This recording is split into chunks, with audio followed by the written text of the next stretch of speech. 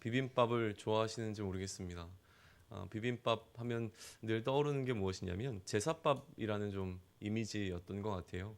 제사를 다 드리고 난 후에 그 음식들을 다 섞어서 먹었던 것이 그 비빔밥의 유래라고 좀 알고 있었습니다. 근데 비빔밥의 유래가 이것뿐만은 아니더라고요. 이러한 유래가 있고 또 농번기에 밥을 많이 하루에도 뭐 여러 번 밥을 먹어야 되는데 매번 제대로 상차림을 하는 게 좀 번거롭기 때문에 그냥 그런 식으로 비벼 먹었다는 유래도 있습니다. 우리가 흔히 집에서 비빔밥을 비벼 먹을 때를 생각해 보시면 좀 이해가 되는 것 같습니다. 혹은 임금님이 드셨던 수라상이라고 부르는 그 종류의 여러 가지 종류들이 있는데 그 중에 한 가지가 이제 비빔이라고 하는 것이 들어 있었다라는 유래도 있더라고요. 음식점에 가서 굉장히 고급스러운 한식집에 가서 그 놋그릇인가요? 거기에 이제 잘 차려진 비빔밥 항상 우리가 떠오르게 되는 그 비빔밥의 모습을 보면 또 그것도 맞는 그럴 법한 또 유래인 거라는 생각을 좀 합니다. 비빔밥 이야기를 왜 하냐면요. 오늘 지금 13장 1절부터 16절까지 말씀이 마치 그 비빔밥과 같은 어떤 느낌들을 좀 주고 있기 때문에 그렇습니다. 하나의 이야기입니다. 1절부터 16절까지는 하나에 관한 이야기인데 그 안에 굉장히 다양한 것들이 섞여 있는 것을 발견하게 되는 것이죠. 그래서 잘못 이것을 이해하게 되면요. 마치 여호와께서는 이런 얘기를 모세에게 하셨는데 모세가 그의 백성들에게 가서는 또 다른 이야기를 하고 있는 것처럼 느껴져요. 근데 이런 거 얘가 정확하게 좋은 예인지는 잘 모르겠는데요. 하나님께서 야 비빔밥을 만들어 먹을 때는 고추장이 진짜 핵심이다. 고추장을 꼭 넣어서 비비지 않으면 비빔밥이 완성되지 않는다. 이런 얘기를 하셨다고 한번 생각을 해보시죠. 근데 모세가 백성들한테 가서 얘기를 하는 겁니다. 비빔밥을 만들 때 계란을 꼭 집어넣으십시오. 라는 얘기를 했습니다. 뭔가 좀 다른 이야기 같지만 결국은 비빔밥 이야기라는 거죠. 그런 의미에서 좀 오늘 본문을 마주하시면 좀 유익이 되실 것 같다는 생각이 듭니다. 왜냐하면 오늘 본문은 사실 그 이전에 나왔던 여러 가지 이야기들이 혼합되어져서 나타나고 있습니다. 그러니까 우리가 지금 13장 1절부터 16절까지만 떼어내서 오늘 처음 이제 말씀을 대한다면 굉장히 무슨 이야기를 하고 있을까라고 하는 것에 대해서 좀 궁금증이 생기게 될 텐데 저희처럼 이제 출애굽기 1장 1절부터 계속 묵상을 잘 해오신 분들이라면 이해할 수 있는 내용들이라고 하는 것이죠. 무엇보다도 가장 그러니까 최근이라고 한다면 이제 12장에 나와 있었던 내용 중에 유월절에 관한 이야기, 또 무교절에 관한 이야기, 또 열 번째 재앙에 관한 이야기. 그리고 마지막에 이스라엘 백성들이 실제로 출애굽한 그 사건에 관한 이야기 이 네 가지가 이제 혼합되어져서 오늘의 이야기 속에 이제 다 담겨져 있습니다. 그러니까 그 앞에 내용이 익숙하신 분들은 지금 그냥 쭉 한번 읽으시는 것만으로도 무엇을 하나님께서 지금 언급하고 계시는구나라고 하는 것들을 좀 쉽게 접근해 보실 수는 있을 것 같습니다. 좀 오늘은 이제 본문을 쭉 한번 살펴보면서 그 비빔밥에 속해 있는 재료들에 관한 이야기들을 좀 나누고요. 그 다음에 이제 결론 부분에 가서 전체적인 비빔밥이 무슨 의미가 있는가에 관한 또 말씀을 드리면서 오늘 설교를 맺고자 합니다. 오늘 본문 1절은요. 여호와께서 모세에게 일러 이르시되라고 시작하고 있습니다. 출애굽에서 굉장히 중요하지만 너무나도 놓치기 쉬운 것이 무엇이냐면 하나님께서 끊임없이 모세에게 말씀하고 계신다라고 하는 겁니다. 하나님께서 말씀하신다는 것은 하나님께서 자신의 뜻을 알려주신다라고 하는 것이죠. 그러므로 우리는 하나님의 뜻과 그 뜻에 인간들이 어떻게 반응하고 있는가라고 하는 관점에서 이 출애굽기를 주목할 필요가 있습니다. 이 새벽에 우리가 모인 이유가 내 뜻을 하나님께 고하기 위함이라기보다는요. 하나님의 뜻이 무엇인지를 분별하고 또 그 하나님의 뜻에 온전히 순종하기를 결단하기 위함이길 좀 소망해 봅니다. 모세에게 알려주신 하나님의 뜻이 무엇인지를 함께 보시죠. 2절인데요. 이스라엘 자손 중에 사람이나 짐승을 막론하고 태에서 처음 난 모든 것은 다 거룩히 구별하여 내게 돌리라. 이는 내 것이니라 하시니라.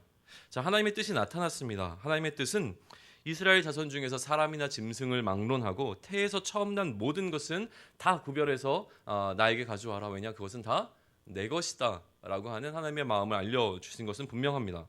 태에서 처음 난 모든 것은 내 것이라고 하는 소유권에 관한 주장입니다. 그런데 여기서 우리가 한번 궁금증을 가져볼 것이 있습니다. 단지 그것만이 하나님의 소유이신가라고 하는 질문이죠. 모든 것은 분명히 하나님의 것인데도 불구하고 하나님은 왜 특별히 그것을 내 것이라고 지명하시면서 나에게 가져와라라고 말씀을 하시는 이런 요구를 왜 하시는가라고 하는 것이죠. 자, 하나님의 뜻이 무엇인지는 분명하게 알았습니다. 우리는 하나님의 뜻이 무엇인지를 압니다. 처음 태에서 나온 모든 것은 하나님께 가져가야 합니다. 이것이 하나님의 뜻인데, 근데 우리가 이해 못하고 있는 질문이 하나 생겼습니다. 왜 하나님께서 이렇게 요구하시는지가 아직 이해가 되지 않은 것이죠. 이것이 우리의 평생의 숙제가 아닌가라는 생각을 좀 해보게 되어집니다. 늘 씨름하는 것이 어쩌면 이것인 것 같습니다. 예를 들자면 이웃을 사랑하라는 하나님의 뜻은 분명합니다. 그런데 왜 나로 하여금 정말 내가 사랑하기 힘든 그 사람을 사랑하라고 나에게 명령하시는지가 잘 이해가 되지 않습니다. 왜 이것을 나에게 요구하시는지를 아는 것이 너무나 필요하다고 하는 것이죠.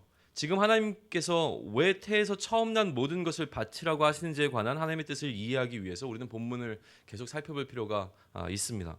3절인데요. 모세가 백성에게 이르되, 이제 모세가 백성들에게 자신이 받은 하나님의 뜻을 전하는 장면이 전환되고 있습니다. 너희는 애굽 곧 종되었던 집에서 나온 그날을 기념하여, 다시 말해서 출애굽을 기념하라고 하는 것입니다. 출애굽을 기념할 때 유교병을 먹지 말라라고 얘기합니다. 그런데 그 내용이 지금 2절에서의 내용과는 사뭇 다른 것이 좀 분명해지고 있습니다. 하나의 동일한 이야기를 하면서 그 이야기를 구성하는 각기 다른 요소에 관한 이야기를 하고 있다고 보면 된다고 아까 말씀을 드렸는데요. 2절에서는 지금 무엇을 얘기했습니까? 처음 태에서 난 것에 관한 이야기를 했다면 지금 3절에서는 유교병을 먹지 말라라고 하는 이야기를 하고 계십니다. 유교병을 먹지 말라는 것은 무교병을 먹으라는 것이겠죠. 유교병을 먹을 수 없음의 의미에 관해서는 이미 12장에서 살펴보았습니다. 누룩 넣은 것을 먹지 말라는 어떤 무교절을 이미 제정하셨기 때문이고, 또 다른 것은 기념하라라고 하는 것에서 우리가 다시 한번 생각을 해본다면 출애굽할 당시에 시간이 굉장히 촉박했습니다. 그러니까 쫓겨나듯이 이제는 막 그 애굽에 있었던 사람들이 제발 좀 빨리 좀 나가라라고 하면서 이스라엘 백성들을 거의 쫓아내다시피 했죠. 너희가 나가야 우리에게 이런 재앙들이 이제 끊기니까 좀 빨리 좀 나가라라는 느낌으로 급하게 그들이 이제 그 모든 것을 그러니까 급하게 빠져나오면서 무교병을 먹을 수밖에 없었던 상황에 관한 것도 12장에 등장을 합니다. 둘 중에 어느 것을 우리가 근거로 삼든지 간에 이 이야기는 지금 유교병을 먹지 않는 것이 그들이 출애굽하기 이전의 어떤 상황들과 또 출애굽한 당시의 상황에 대한 것을 기념할 수 있는 방법이 되어진다는 것인데, 만약에 기념이라고 하는 측면을 살펴본다면 사실은 이제 두 번째 쫓기듯이 나왔던 어떤 그 상황에 대한 것이 더 설득력은 있는 것 같기는 합니다. 그런데 왜 출애굽을 기념해야 하는가라고 하는 질문이 또다시 등장을 하는 것이죠. 거기에 대한 이제 답이 등장하기 시작합니다. 왜 출애굽을 기념해야 하는가? 여호와께서 그 손의 권능으로 너희를 그곳에서 인도해 내셨음이니라. 이것이 출애굽을 기념해야 하는 이유인 것입니다. 하나님께서 이들을 출애굽시키셨기 때문이라는 것이죠. 다시 말해서 기념해야 하는 것은 출애굽한 상태를 기념하는 것이 아니라 그것을 넘어서서 이것을 가능하게 하신 하나님의 일하심을, 또 그 하나님을 기념하라라고 하는 것입니다. 우리는 하나님을 놓치고 있는 경우가 굉장히 많은 것 같습니다. 우리가 어떻게 그 어려움을 이겨내고 지금에 있게 되었는지를 잊지 말자라고 할 때에 이 모든 것은 하나님께서 하신 것이다라고 하는 것을 좀 기억해야 될 필요가 있는 것 같습니다. 그 하나님을 놓치지 않아야 한다는 것이죠. 4절입니다. 아비벌 이날에 너희가 나왔으니, 구체적인 날짜가 지정되어지고 있습니다. 그리고 5절입니다. 여호와께서 너를 인도하여 가나안 사람과 헷 사람과 아모리 사람과 히윗 사람과 여부스 사람의 땅 곧 내게 주시려고 내 조상들에게 맹세하신 바 젖과 꿀이 흐르는 땅에 이르게 하시거든. 그리고 이 예식에 행하여 줄 어떤 시점에 관한 언급이 있는데요. 조건으로 등장합니다. 이것은 어디에서? 약속의 땅에서 행하여질 일이라고 말씀하시는 것이죠. 너는 이달에 이 예식을 지켜 이래 동안 무교병을 먹고 일곱째 날에는 여호와께 절기를 지키라.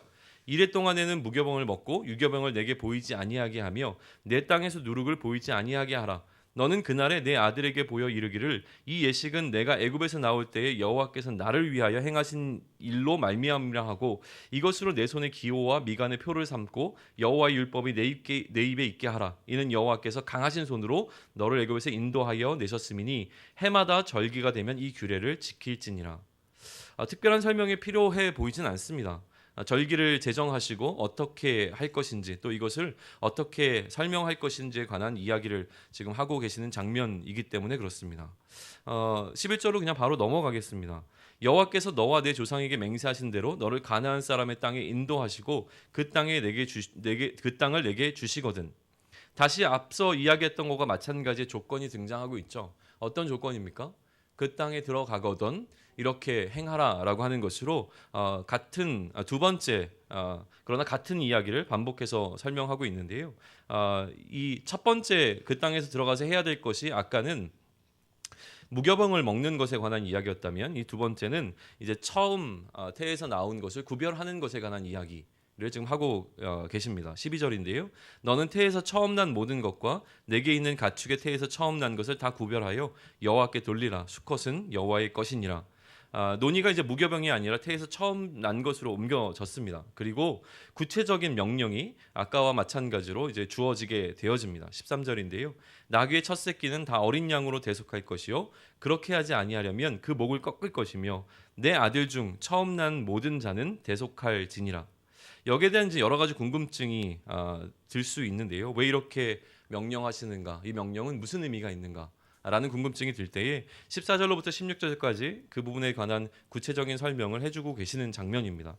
후일에 내 아들이 내게 묻기를 이것이 어찌 됨이냐 하거든 너는 그에게 이르기를 여호와께서 그의 손의 권능으로 우리를 애굽에서 곧 종이 되었던 집에서 인도하여 내실세 그때에 바로가 완악하여 우리를 보내지 아니하며 여호와께서 애굽 나라 가운데 처음 난 모든 것은 사람의 장자로부터 가축의 처음 난 것까지 다 죽이셨으므로 태에서 처음 난 모든 수컷을 내가 여호와께 제사를 드려서 내 아들 중에 모든 처음 난 자를 다 대속하리니 이것이 내 손의 기호와 내 미간의 표가 되리라. 이는 여호와께서 그 손의 권능으로 우리를 애굽에서 인도하여 내셨음이니라 할지니라. 이렇게 하신 단 한 가지의 이유는 무엇이냐면 결국 하나님께서 그 손의 권능으로 우리를 애굽에서 인도하여 내심을 잊지 않도록 하기 위하여 앞서 얘기했던 두 가지를 행하라고 하는 것입니다. 첫 번째는 무교병을 먹으라는 것이고요. 두 번째는 처음 태에서 난 것을 구별하여 하나님께 드리라고 하는 것입니다. 그렇기 때문에 우리는 이 오늘 본문 속에서 중요하게 기억해야 될 것이 무엇이냐면 첫 번째는 기념하라는 것입니다. 무엇을 기념할 것인가? 출애굽기는 구속사라고 하는 하나님께서 인간을 어떻게 사랑하시고 어떻게 구원하시는가에 있어서 가장 기본적인 뼈대가 되어지는 어떤 모델이 되어지는 사건으로 등장한 것입니다. 그렇기 때문에 이 구속사의 중요한 모델인 출애굽기라고 하는 이 사건에서 잊지 말아야 할 것은 바로 하나님께서 어떻게 그의 능력으로 그의 백성들을 구해내셨는가라고 하는 것이죠. 그러면 구속사의 모델을 그대로 가지고 와 오늘을 살아가는 우리에게 이것을 적용시킨다면 우리가 어떻게 죄와 사망의 나라로부터 건짐을 받았는가? 그럼 그 건짐을 받은 그 사건 가운데 이것이 나의 힘과 능력인가 아니면 이스라엘 백성과 마찬가지로 하나님의 온전하신 하나님의 손에 의하여 이끌려 나온 하나님의 능력 때문에 이루어진 모든 것은 하나님의 은혜라고 하는 고백이 나에게 과연 일어날 수 있는가라고 하는 것입니다. 우리는 너무나도 내가 한 것들에 관한 것을 더 강조하려고 하는 마음들이 있는 것 같습니다. 이러한 사건들을 통하여서 기념하라라고 하는 말 뒤에는 이 모든 것이 하나님의 은혜인 것을 잊지 말라라고 하는 하나님의 당부가 담겨 있는 것입니다. 그리고 그 은혜의 핵심에는 대속의 죽음이 있음을 알려주고 있습니다. 대신 죽는 죽음에 관한 이야기입니다. 지금 하나님께서는 동물들을 통하여서 대신 죽는 죽음이 무엇인지를 알려주셨고 그것을 통하여서 제사를 드리는 것에 관한 이야기를 하고 계시지만 실제로 우리에게 있어서 그 대속의 죽음은 누가 감당하신 것입니까? 예수 그리스도의 죽으심이 우리가 지금 현재 누리고 있는 이 은혜 가운데 핵심적인 사건으로 있었음을 잊지 말라라고 하는 것입니다. 그러면 우리의 고민은 이들은 무교병 을 먹으면서 또 처음 태에서 난 것들을 하나님께 드림으로 그것을 기념해냈는데 그러면 우리는 어떻게 그 예수 그리스도의 죽으심과 하나님의 구원하심의 사역을 기념해낼 수 있겠는가라고 하는 것들을 좀 고민하셔야 된다는 겁니다. 어떻게 잊지 않을 수 있겠는가라고 하는 것이죠. 물론 신약에 보게 되면 하나님께서 그 부분을 예수님께서 우리에게 직접 말씀하신 것들이 있습니다. 성찬이라고 하는 예식을 제정해 주시면서 우리로 하여금 기념할 수 있게 해주셨죠. 성찬이라고 하는 것은 단순한 의미를 뛰어넘어서 그리스도의 죽으심과 부활하심을 기념할 수 있게끔 제정된 예식이라고 하는 겁니다. 또한 우리는 말씀을 계속 대하면서 하나님 말씀 앞에서 우리의 잊어버렸던 하나님께서 어떻게 우리를 구원하셨는가에 관한 이 구원 사역의 스토리가 담겨 있는, 하나님께서 우리를 어떻게 사랑하셨는가라고 하는 것이 담겨 있는 성경 말씀을 대하면서 다시 그것들을 상기해 낼 수 있게 될 것입니다. 그것이 첫 번째 오늘 본문이 주고 있는 메시지입니다. 기억해야 된다는 것입니다. 기념해야 된다고 하는 것이죠. 두 번째는 그렇게 내가 기억하고 기념하는 것을 넘어서서 전해야 된다라고 이야기하고 계십니다. 세대를 넘어가면서 이 하나님의 놀라운 구원 사역이 세대와 세대를 거쳐 흘러가야 하는 것이죠. 8절을 보시면은요, 너는 그날에 내 아들에게 보여 이르기를 이라고 기록되어 있고요. 14절에 가면 후일에 내 아들이 내게 묻기를 이것이 어찌 됨이냐 하거든 너는 그에게 이르기를. 세대를 거쳐서 지금 이 하나님의 놀라운 구원의 사역, 하나님의 큰 일이 전하여지기를 바라는 것이 지금 하나님께서 제정하신 이 어떤 규례 속에 담겨 있는 핵심이라는 것을 우리는 좀 기억할 필요가 있습니다. 그렇게 우리 역시 우리에게 주어진 이 세대를 넘어가는, 우리에게 주어진 이 자녀들에게 그 하나님의 큰 일, 하나님께서 나를 어떻게 구원하셨는가, 하나님께서 우리를 어떻게 사랑하시는가에 관한 이야기를 끊임없이 전할 필요가 있습니다. 그런데요, 어쩌면 이 본문이 우리에게 주고 있는 핵심적인 메시지는 아닐지 모르지만 계속 제가 말씀을 묵상하고 연구하는 가운데 특별히 저에게 하나님께서 강하게 좀 주셨던 생각이 한 가지 있어서 그것을 나누고 오늘 말씀을 맺고자 합니다. 5절을 한번 보시죠. 5절을 보시면은요, 여호와께서 너를 인도하여 가나안 사람과 헷 사람과 아모리 사람과 히윗 사람과 여부스 사람의 땅 곧 내게 주시려고 내 조상들에게 맹세하신 바 젖과 꿀이 흐르는 땅에 이르게 하시거든입니다. 조건이죠. 만약 그렇게 하시거든입니다. 11절을 한번 보실까요? 여호와께서 너와 내 조상에게 맹세하신 대로 너를 가나안 사람의 땅에 인도하시고 그 땅을 내게 어떻게 주시거든. 마찬가지로 조건입니다. 만약 그 일이 가능해지거든 이렇게 하라 라고 말씀하십니다. 믿음의 사람들이라면 당연히 하나님께서 그의 약속을 지키실 것을 알고 있기에 이것은 뭐 이루어지지 않을 거라고 하는 가능성은 완전히 배제한 상태로 당연히 우리는 하나님께서 약속하신 그 땅에 들어갈 것이고 그 땅에 들어가면 이 일을 행해야 되겠다라고 생각하는 것으로 그냥 넘어갈 수 있을지 모르겠습니다. 그런데 계속 마음속에 불편함으로 다가오는 것은 무엇이냐면 이 조건의 이중성이라고 하는 것이죠. 만에 하나 들어가지 못할 만한 상황들이 있는 것은 아닐까라는 생각을 해보게 되는 것입니다. 그 땅까지 이르는 것이 너무나 당연하여서 그 땅에 이르게 되거든이라고 하는 시간적인 개념으로 바라보는 것이 아니라 어쩌면 그 땅에서 이러한 일을 행하기 전에 그 땅까지 이르는 길이 얼마나 힘들까라고 하는 것도 한번 생각해 볼 필요가 있다라고 하는 것이죠. 실제로 우리는 이제 이스라엘 백성들이 그 땅까지 나아가면서 얼마나 힘겨운 싸움을 싸워가는지를 출애굽기를 통해서 또 그 이후의 이야기들을 통해서 마주하게 될 겁니다. 그리고 지금 현재 이러한 이야기를 듣고 있는 자들 가운데서 가나안 땅에 들어가 실제로 이러한 것을 행한 사람이 과연 몇 사람이 되겠는가를 이후에 한번 생각해 보시면 이 과정의 중요성에 대한 것들을 다시 한번 좀 생각해 볼 수 있게 된다는 것이죠. 우리는 하나님의 약속을 너무나 신뢰한 나머지 그 과정 가운데서 우리가 거쳐가야 하는 힘겨운 싸움을 싸워야 되는 그 광야의 길에 관한 것을 너무나 쉽게 무시하고 있는 것은 아닐까라는 생각을 좀 해보게 된 것입니다. 무슨 얘기입니까? 당연하게 여겨지는 것이 당연하지 않을 수 있다라고 하는 것입니다. 지금 조건으로 얘기하시는 것은 무엇이냐면 이것을 누린다고 하는 것이 특권이라는 것을 의미한다고 받아들여집니다. 다시 얘기하면 무교절에 관한 이야기를 하고 계십니다. 무교절은 우리가 무언가 해야 되는 의무감으로 다가오는 것이 아니라 우리가 가나안 땅에 들어갔기 때문에 가나안 땅에 들어가서 누릴 수 있는 특권 가운데 하나라고 하는 것입니다. 가나안 땅에 들어간 자만이 누릴 수 있는 것이 바로 무교절이라고 하는 것을 생각해 보면 아무나 누릴 수 있는 것이 아니라고 하는 것이죠. 같은 의미입니다.